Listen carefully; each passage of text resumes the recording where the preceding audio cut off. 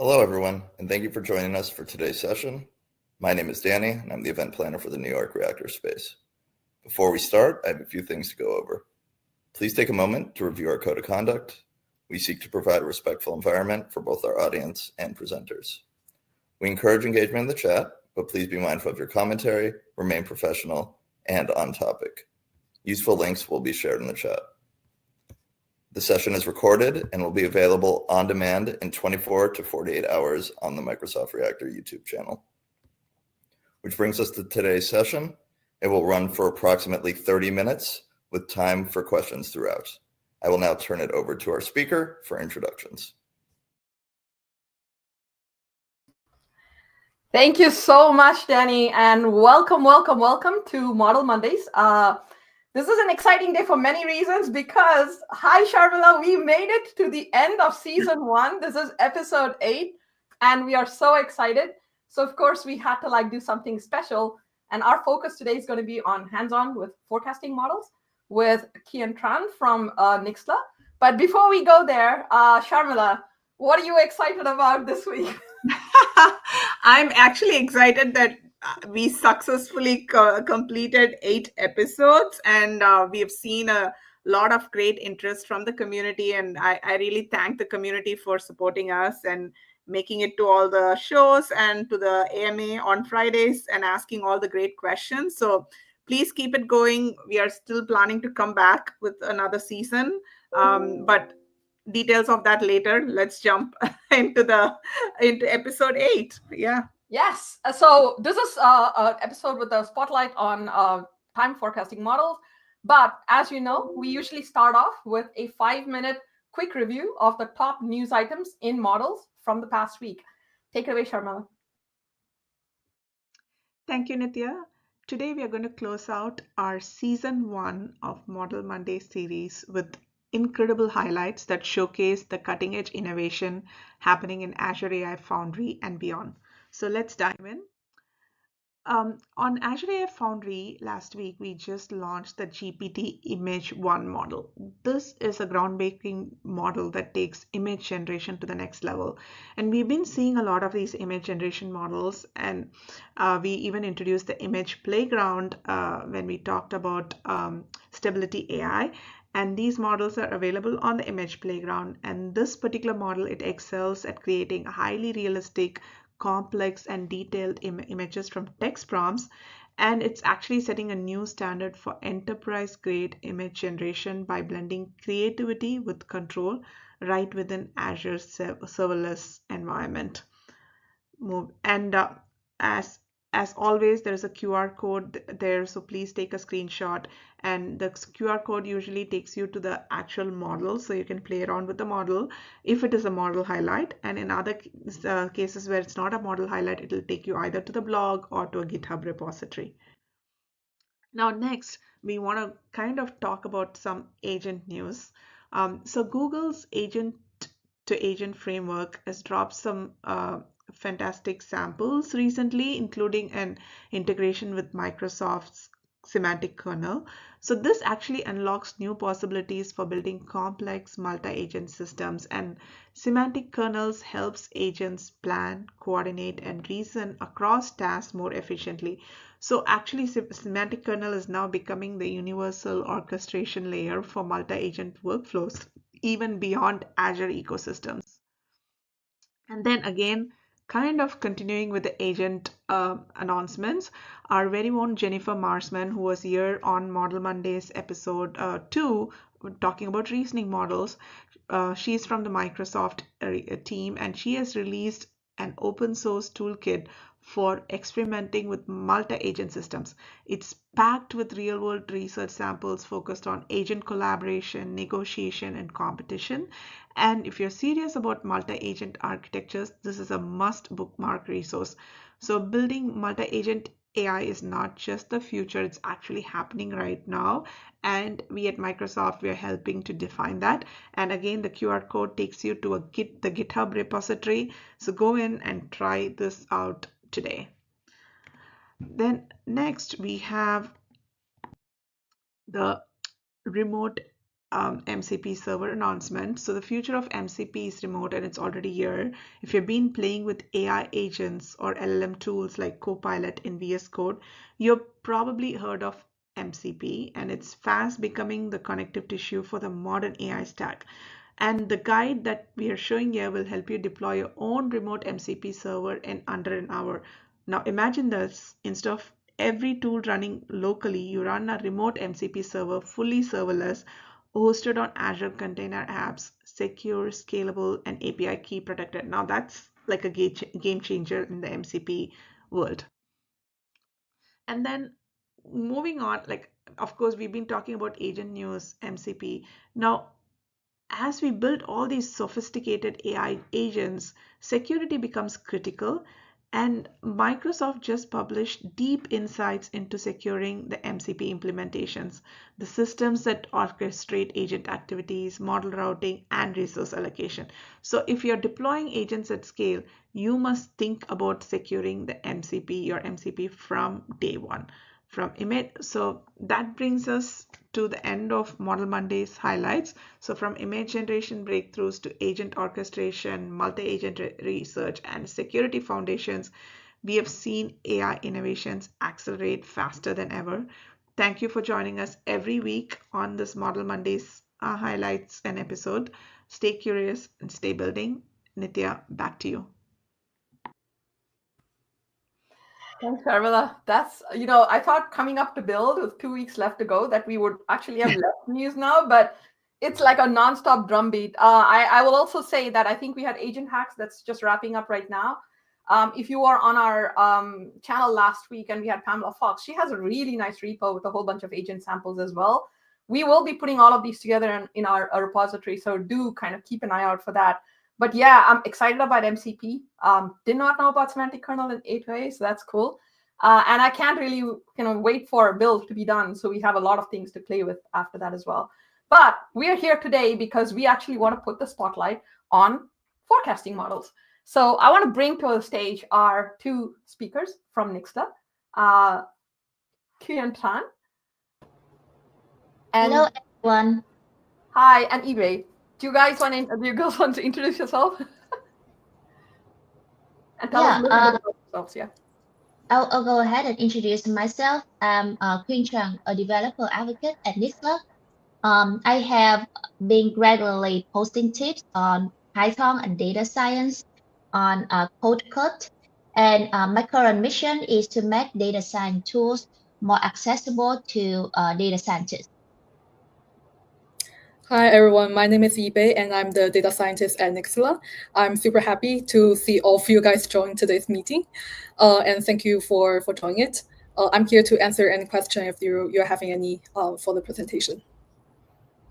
We're really, really happy to have both of you here because I think this is an area that a lot of people have had kind of questions around.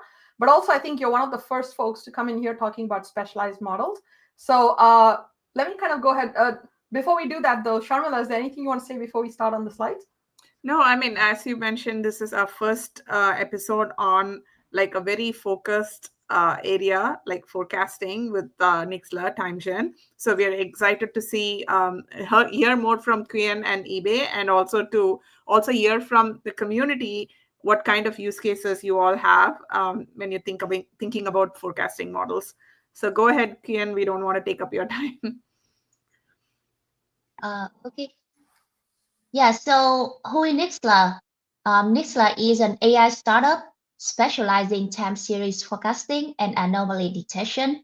Our mission is to democratize advanced AI tools and make them accessible to organizations of all sizes.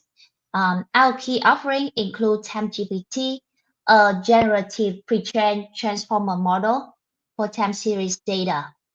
And we also have open source libraries, including Stats Forecast, ML Forecast, Neural Forecast, which cover a wide range of forecasting needs. And we have partnered with Microsoft to integrate TimeGPT into Azure under the name TimeGen 1.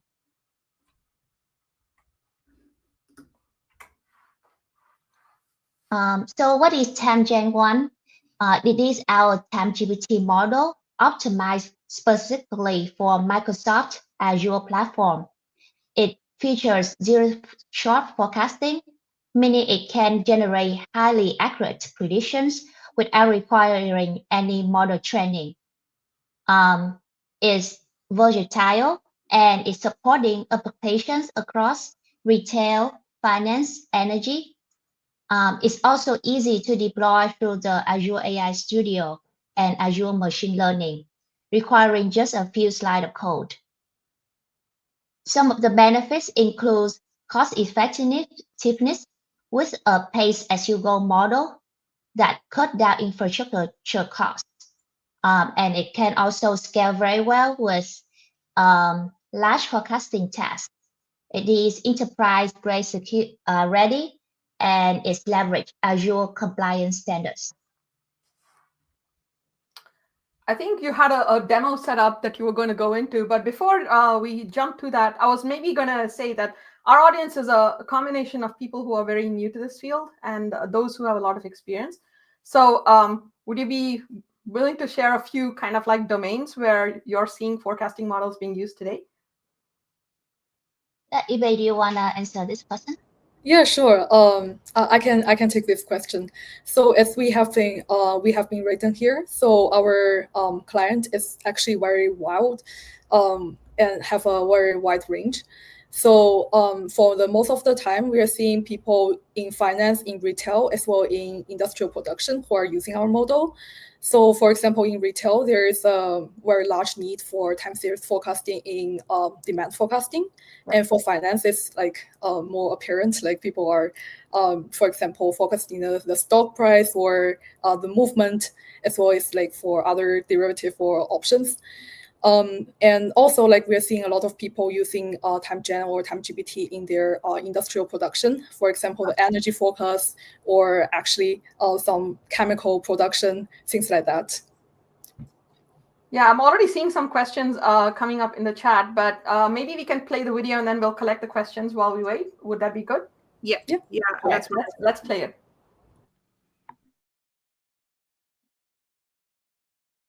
Hi, I'm Queen Chung, developer advocate at Nixtla. Today, we will dive into demand forecasting to predict future customer demand based on historical data. We will introduce TimeGen, a powerful foundation model for time series forecasting developed by Nixtla. A common challenge in demand forecasting is dealing with intermittent demand, a time series that contains many zeros, masked by occasional spikes. Traditional models often struggle with these patterns due to their irregular patterns and data gaps. TimeGen addresses this challenge through its transformer-based architecture. It has been trained on billions of time series across diverse domains like retail, energy, and finance. This broad exposure enables it to recognize patterns in noisy datasets and generalize well even for highly intermittent demand scenarios. In this demo, we will walk through how to use TimeGen model for demand forecasting. First, go to your project, go to Model Catalog, and search for TimeGen. Click Deploy, Continue. Since I already have a subscription, I will go to Models Endpoints, copy the endpoint URL and API key. You will need these credentials to interact with the TimeGen API later. To install Nixtla, type pip install Nixtla.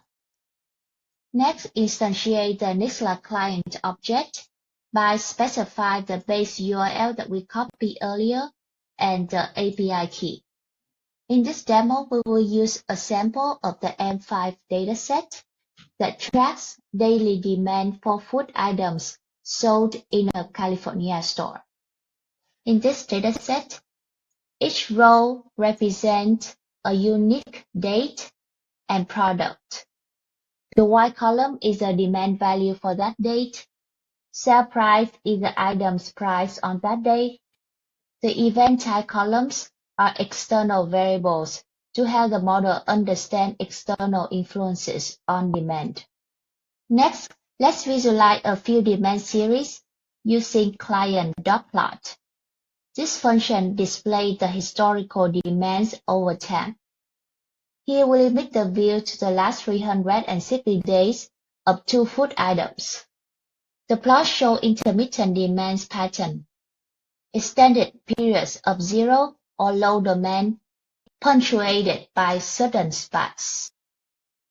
Next, we will apply log transformation to the data to compress extreme values, which have reduced the influence of large outliers. We will also add 1 to all points before checking the log to handle zeros. Now let's plot to compare the original and transform series on the same chart. This plot shows 2 lines representing the original and transform data. The blue line indicates the original data, which includes more peaks. The red line represents the log transform data, which smooths out the peaks. Now, let's skip the last 28 time steps for the test set and use the rest as input to the model. To generate forecast, we will use the client forecast function. This method sends our training data to the deployed time-gen model and retrieves prediction. H equals 28, forecast 28 steps ahead. Level equals 80 as 80% prediction intervals. Time column, target column, and ID column define the structure of the time series data. Running this code will give us the predictions for the training data. Since we apply a log transformation before, we will reverse the log transformation to return to the original scale. In the forecast table, we can see the forecasted demands and the 80% confidence interval bounds. To measure the model performance, let's plot the predictions against the actual values of 2 food items. In this plot, the actual values are highlighted in blues and the predictions are highlighted in pink. The shaded areas represents the 80% prediction intervals. Overall, we can see that the model captures the trend well, maintaining reasonable accuracy within the prediction intervals. Finally, we can measure the mean absolute error of the model.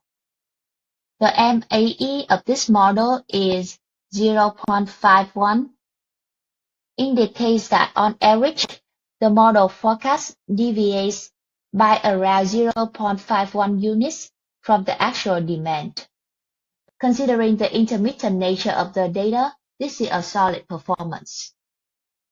To further improve the model, we will fine-tune it with the fine-tune steps set to 10 and the fine-tune loss to be MAE. This will allow the model to adjust its weights using the training data. Next, we will rename columns and apply the reverse log transform again to the fine-tune results. Then add the fine-tune predictions to the merged results data frame to compare them side by side with the original forecast. From the output, we can see that the fine-tuned version improves accuracy, dropping the MAE from 0.51 to 0.49. This demonstrates that fine-tuning helps the model adapt better to the specific characteristic of our dataset. In conclusion, we can see that time-gen is a powerful tool for demand forecasting. With fine-tuning, it adapts even better to your specific data, helping you make accurate decisions. For more examples and use case of time-gen, visit the official Nixtla documentation.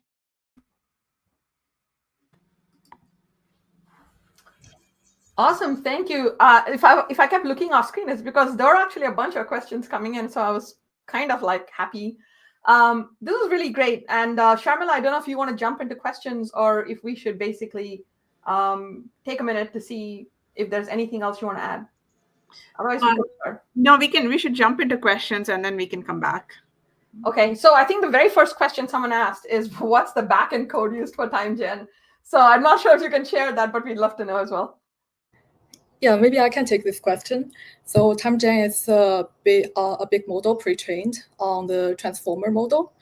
As for the specific structure, probably we are not going to be able to share more about it. But yeah, it's a pre-trained model for billions of time series data. I think the next question that came up was, I think you'd actually answered it offline, but someone had asked, why did you use the zero-shot forecasting technique? This is Adil. Actually, I think for TimeGen, we have both zero-shot feature as well as for specific data. We also have the fine-tuning feature. So basically, the reason why we're having zero-shot forecasting feature is because that first, it is fast, and secondly, it is very easy to use. So, for example, if you are not fine-tuning specifically on your data, TimeGPT can generate the forecast in a very short time period. For example, the example you saw before, TimeGPT is able to generate the answer in only 6 seconds. However, if you're just doing like zero-shot forecasting, then the time is going to be even shorter. I think it's 3 or 4 seconds. And it might not be a very big difference if you're taking like one time series. However, if you're having a lot of them, like 1,000 and 10,000 of time series, this make a very big difference. I'm going to take questions off the chat, and then I think some of the things you're saying, I hope we come back to it as well later. But I think Adil had a follow-up, which may be related, and he was asking, how do we deploy it to production environments? Anyone want to weigh in? I mean, I know in the demo we saw deployed to Azure, and kind of think of that as a production environment, but I'm guessing the broader question is, how do you deploy TimeGen in enterprise? Anything that they should consider? Kuyan, do you want to take this, or should I go ahead? You can go ahead. Yeah. For TimeGen, we have both TimeGPT and TimeGen, and TimeGen is going to be specifically for our Azure environment. So we already show like how we are going to be deploying it in the Azure Studio. I think basically this is in the Azure Marketplace, and if you are using the Azure environment, you are going to be able to search the model in the marketplace and like use it into production in no time. And if you are using TimeGPT, then it's going to be not dependable on what environment you're going to use. You just need the API key and call the endpoint.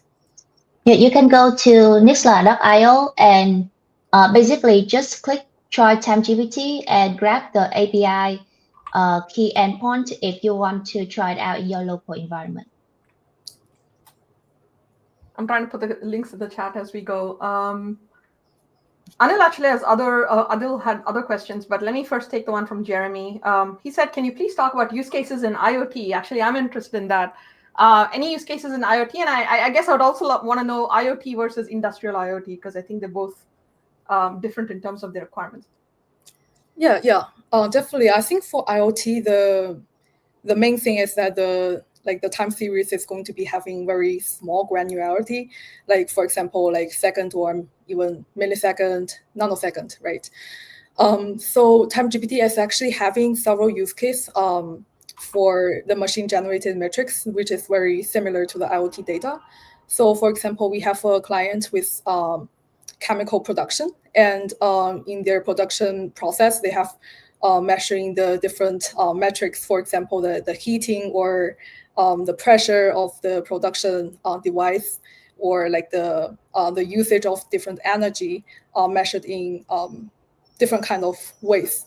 So the data is actually coming in milliseconds and seconds. I think that's going to be a very similar use case for IoT data.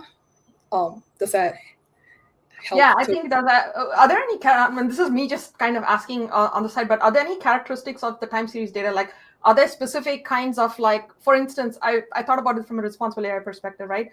do you look for data that has like uniform distribution across various metrics? Like, do you provide any guidance for how people should actually create the data for you, or do you not care? Yeah, actually, this is a very good question. TimeGPT is aimed to democratize the time series forecasting sphere.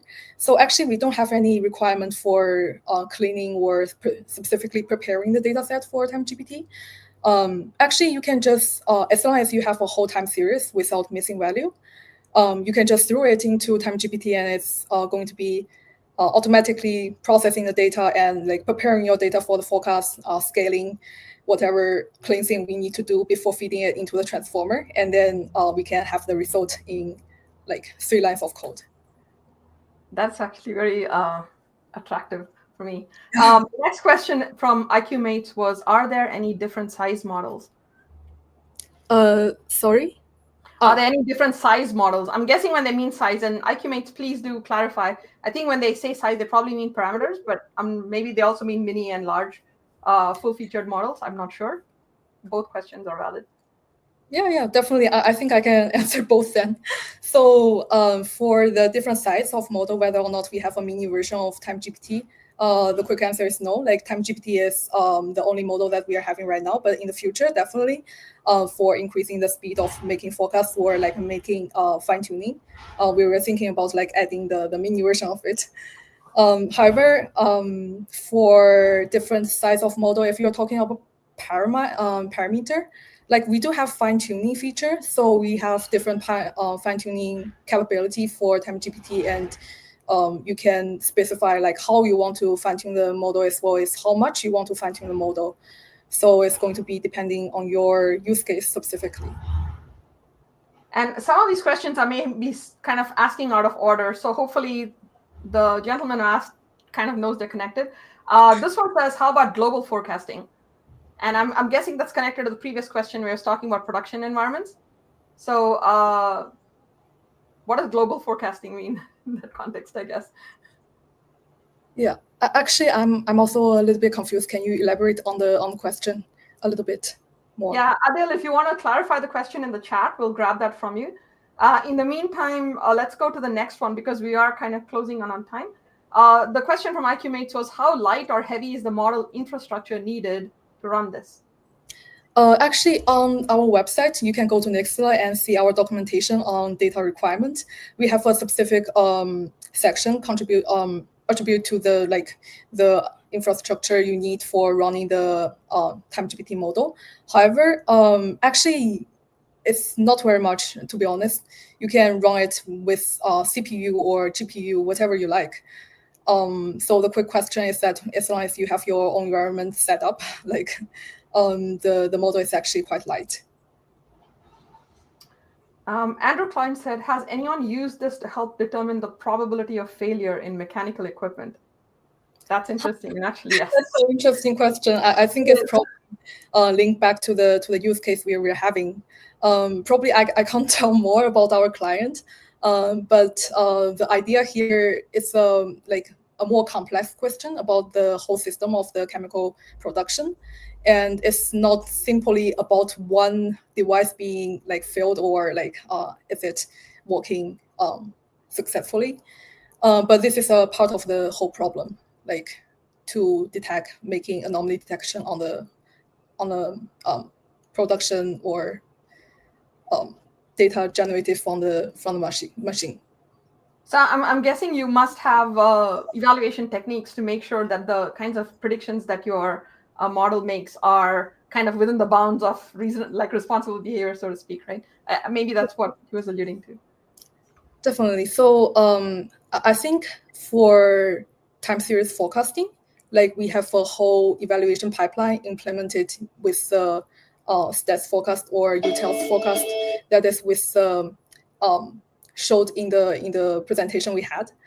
And for anomaly detection task, we're probably just going to, for example, monitor the F1 score or like the classification metrics there.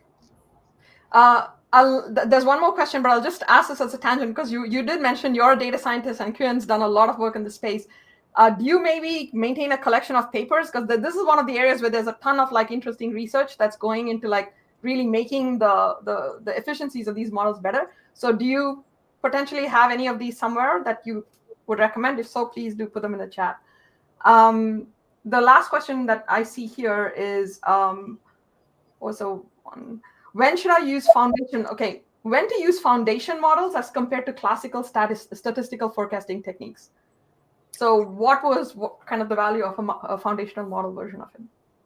Yeah, definitely. So I think there are basically 3 reasons why you should use a foundation model versus a handpick statistic model or machine learning model or neural forecast model. It's because, first of all, the transformer model-based model, the big model, TimeGPT, is very accurate. So it's trained on billions of time series already, and probably it's going to generate better forecasting accuracy than those other models.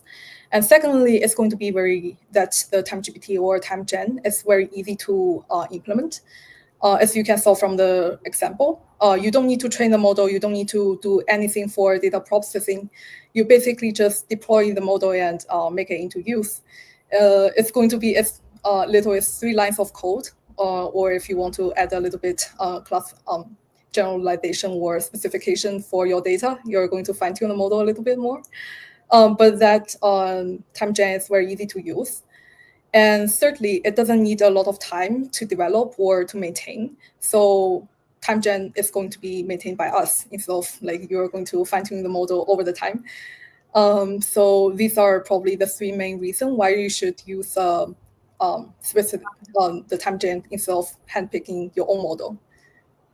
I think Adil was a person who asked about global forecasting, and he clarified his question and said he's working with 12 countries and 5 channels on the forecasting model. So he says 12 countries, 5 channels of the forecasting models will be generating for each one of them, or one model is enough. So I guess what he's asking is, how do you scale? Is one model sufficient to handle all these streams, or do you have to have one model per stream? For now, you can just using one model for all of these. This is another advantage of the specialized big model. Like you don't need to do much training for that. And IQ Mates, who'd asked some of the previous questions, says, this is great. The time series is valuable, but very difficult to deal with, which is why we're really happy that they both are here. I was going to ask, and I'll check to see if there are more questions, but I was going to ask, I'm sure because you showed this really nice, simple kind of walkthrough demo, I'm sure Nixtla has a whole bunch of like notebooks and tutorials that people can use, right? Oh, you put them in? Yeah, actually, Anitya, we did get the sample notebook from Quyen. I'll send it to you so that you can add it to the GitHub and for everyone to go and take a look at it. Yeah, so that would be great. Shana, And I also recommend go to docs.nixtla.io. We have a bunch of examples there for different industries and also for different use cases, such as anomaly detection. That's awesome. I think she just put that in the chat as well. And just because on a totally random note, just because like right now I'm so fascinated with reasoning models, I was wondering like, where do you see the intersection of like these really kind of models capable of deep thinking versus something like TimeGen? Do you see them kind of overlapping on certain use cases like scientific reasoning? Queen, do you want to take that? Yeah, I don't have the good answer for this. Do you kind of feel like this might be where people go? Sorry, go ahead. Oh, sorry, I was not able to catch the full question. Can you ask me again? Oh, I was saying that we're seeing kind of this emergence of reasoning models, right? Reasoning models that can actually take data and they think deeply about the problem. Mm-hmm. And some of the use cases they can also handle is like, they've got large context windows. I can give it a whole bunch of data and have it kind of do some kind of thinking for me. So do you see maybe something like a time series forecasting model working with these models, or potentially kind of having some reasoning on its own to kind of create these kind of enriched cases? Like, or do you see reasoning taking over from specialized forecasting models? Yeah, definitely. I think we have a lot of user question about the same topic. So, for example, people want to have a specific restriction for their forecast, like their boundary or like what kind of data they're going to forecast. They want to have a little bit of reasoning behind that and be able to tune the model more. But yeah, the reason is the answer for this question is yes. We do see that in the future we are going to incorporate the reasoning model with TypeGPT to generate better specialized or like forecasting model that can suit to like different needs of time series forecasting. Yeah. There is someone said, do you have a GitHub link for TimeGPT? I think we can put that in the chat if you have it. And then Adil said, thank you for sharing your knowledge base. And yeah, I think so. Sharmila, I'll let you do the honors. Yeah, I think this was great, and we've been like, this is the I would say this like the one of the first times where we had so many questions pouring in right from the get go. So it shows the interest that people have in time series and like forecasting models in general. But for everyone, we still can get Queen and eBay. If you can join us on the Friday Discord that is going to happen. Typically we have a Discord AMA on Fridays, so feel free to drop in there. We hope Kuyen and eBay can also join us, and you can keep continuing asking all these great questions, and use this time to also check out our GitHub repo. We will add the sample notebook that Kuyen had sent us in the repo soon, and you can check that out as well. Yeah, and since this is the last episode of season 1, we would be very, very bad if we didn't do a shout out to the entire series. So if you've just joined us now, there have been 8 different episodes that have looked at everything from GitHub models and AI toolkit to Cohere. We had visual generative AI. We had Mistral and fine tuning. We had open source. We had forecasting. So go check out that link for all the replays. And one last thing, none of this would happen without our amazing Reactor team. So shout out to Danny, who you never see, but you always hear because we keep on time because of him. And with that, thank you all. Don't, as Sharmila said, don't forget to join us for a Q&A on our Discord this Friday at 1:30. Bring your questions and we'll hope to see you there. And yeah, and also keep an eye out for our season. This is not the final season. We are hoping to come with a new season with new information for you all. So, and also feel free to let us know how your feedback on our season 1 so far. What you would like to see, what you would like us to continue, what you would like us to change. We would love that feedback to make the show more interesting for you, more valuable for all of you as well. Ask for more MCP. Sorry. More MCP. And thank you all. So a huge thanks to our guest from Nixtla, and we will see you all on Friday for the AMA. Have a wonderful, wonderful May, and we'll see you at Build if you make it there. Thank you. Yep. Thank you all.